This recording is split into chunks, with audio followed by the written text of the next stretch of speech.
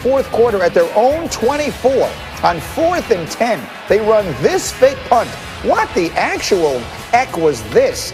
Now, Washington winds up taking over and literally taking over. Antonio Gibson then would wind up scoring a couple more touchdowns. This is the rookie running back waving bye-bye, literally and figuratively, to the Cowboys and probably their playoff hopes. Gibson, 3 touchdowns on the day. He's the first rookie to score 3 touchdowns on Thanksgiving since Randy Moss in 1998. There's his third. That one put the cherry on top of the sundae, and it was all over. Washington pulls away and wins big, and one can only wonder what Jerry Jones is thinking as he watches. We never wonder what Stephen A. Smith is thinking as he watches the Cowboys struggle on Thanksgiving or, frankly, any other day.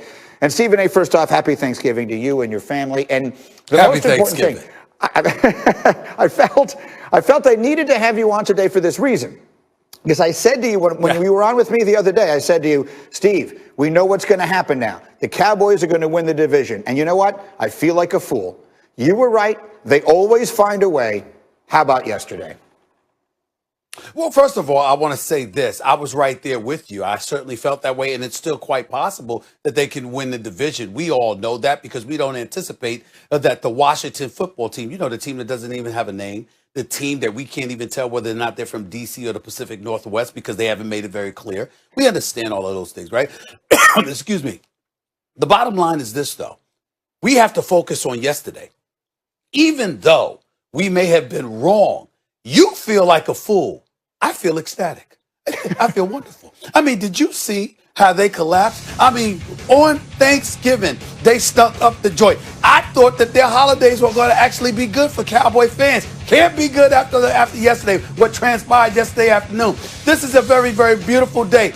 Cowboy fans everywhere. I can't find anybody. Now, I will give credit to my buddy, the playmaker himself, Michael Irvin, that Hall of Famer with the yellow jacket, obviously 3 Super Bowl titles. Now, he did ultimately come out of hiding. It took him about 12 hours, Greeny, but he came out of hiding to actually speak to me just literally a few minutes ago and tried to make the excuse that, you know what, it all coalesced with one another. It's come together. Just like this is an awful year for the world. You know what? It's right in line with the Cowboys. Just trying to find a way to soften the blow of their ineptitude. But there's no pulling this off. Fake punts, interceptions, fumbles by Ezekiel Elliott. No matter which way you turn, Antonio Gibson looking like the second coming of Barry Sanders or Walter Payton or Jim Brown, whatever name you want to come up with. This is what happened to the Cowboys on Thanksgiving. I've got to tell you something right now, Greedy. For those Cowboy fans out there, I don't blame them for hiding. I don't blame them for trying to sit up there and disguise their identities. I mean, listen, as awful as they looked yesterday, they deserve it. For me personally, I understand you feel like a fool. I feel absolutely wonderful. This is a beautiful post-Thanksgiving moment as far as I'm concerned. I absolutely love Thanksgiving yesterday. It's one of the best Thanksgiving I've had in quite some time. Matter of fact, the last 2 years, considering how the Dallas Cowboys stuck up the joint against the Buffalo Bills last year, and then they come and they lose this time around. My last couple of Thanksgivings have been quite wonderful, I might say. Let's talk about the fake punt.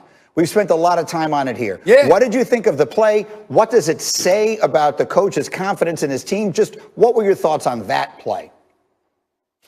Honestly speaking, in all seriousness, Greeny, I think Mike McCarthy has lost confidence in himself. I think that the year away from football has hurt him. He doesn't look better. He looks worse.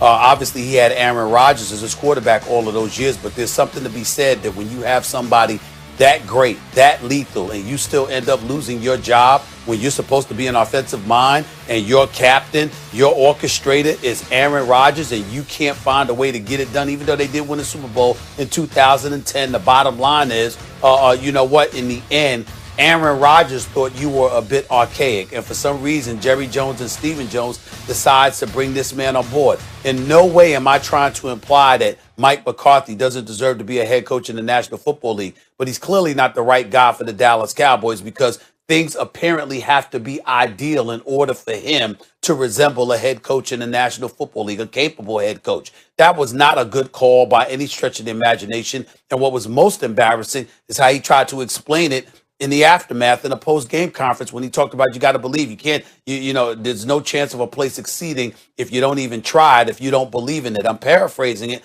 but that's essentially what he said. And so he has this kind of mentality. I understand that Dak Prescott is out. I totally get that. There's been, a slew of injuries on your offensive line.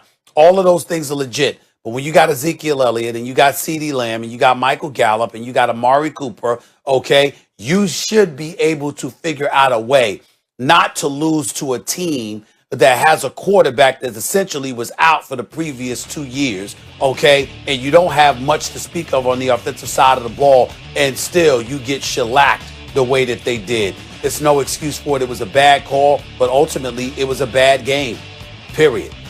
No question. Now, listen, right before, in that little highlight that I showed right before I brought you on, we saw Jerry Jones sitting in his box. And Ed Werder made the point earlier that in all other seasons, you would hear from Jerry Jones after all of these games. But this year, because of the circumstances, the reporters aren't able to go be around him. So we can only wonder, what do you think? Because I know you follow him closely and you know him. What do you think is going through his mind as he watches this? I think that Jerry Jones is a prideful man that doesn't want to admit prematurely, to say the least, that he made the wrong decision at head coach. Somebody that's younger, somebody that has the ability to ingratiate themselves with players a little bit better may have been the right man for this job. Again, that's not casting any aspersions on Mike McCarthy in terms of his resume. He is a Super Bowl champion. He's been to numerous NFC championship games. And I think that the man should be a head coach in the National Football League, but not the Dallas Cowboys. When you consider the star, America's team, all the ambiance that comes associated, the microscope that they are under, how Jerry Jones is your president and your GM and everything in between, and you've got all of this stuff going on, that's not the kind of environment that a guy like Mike McCarthy, in my opinion, can handle. He wants to go about the business of just coaching a football team, but it takes a little extra to coach the Dallas Cowboys, and it takes a little extra to ingratiate yourself with guys who know you're not really the man. The owner, Jerry Jones, is the man, and his son, Stephen Jones, is the man. It's not the head coach. You at the very least fall third in line in the eyes of the players. And when they know that, it's just a different relationship that they ultimately end up having with a coach. And it's really unfortunate that Mike McCarthy is in this situation because, again, we've seen other coaches get let go prematurely. You brought up Jim Caldwell a bit earlier in the show in Detroit, how they made an egregious decision by letting him go. We saw other programs. We saw the Arizona Cardinals basically say with Wiltz, you're out of here after 1 year. And even though I didn't like that decision, at the end of the day, with Kingsbury along with Kyler Murray as your quarterback, they seem to be moving in a forward direction. You cannot stick with a decision that's so flagrantly wrong as this one. And I think that Jerry Jones recognizes that. It's just that he's going to be incredibly hesitant to do anything about it, probably because of COVID-19, along with the fact that he doesn't want to admit so early and prematurely that he may have been wrong. That's not his way. But the Dallas Cowboys will sink because of it. It's unfortunate for them because I don't wish that on him. I don't wish that on the Cowboys. The Dallas Cowboy fans, I couldn't be happier for their misery. So I've less than a minute here, Steve, but it does all kind of lead to this. You've got Mike McCarthy, and you wonder what happens to him. If you bring back Dak next year, it's going to cost you at least $39 million. You're paying a fortune to Amari Cooper, a fortune to Zeke Elliott, a fortune to some players on that defense. Do you think it is time that Jerry just hits the button and blows the whole thing up? Just start the entire franchise over again from scratch? No, I don't think so. I think that Jerry and Stephen Jones has enough talent on this squad to do things right. You just have to find the right man to lead them. And you, Jerry Jones, have to have the decency and the intelligence to step back and recognize the fact that you can't go out on the field and coach them. So you got to pick the right man for the job.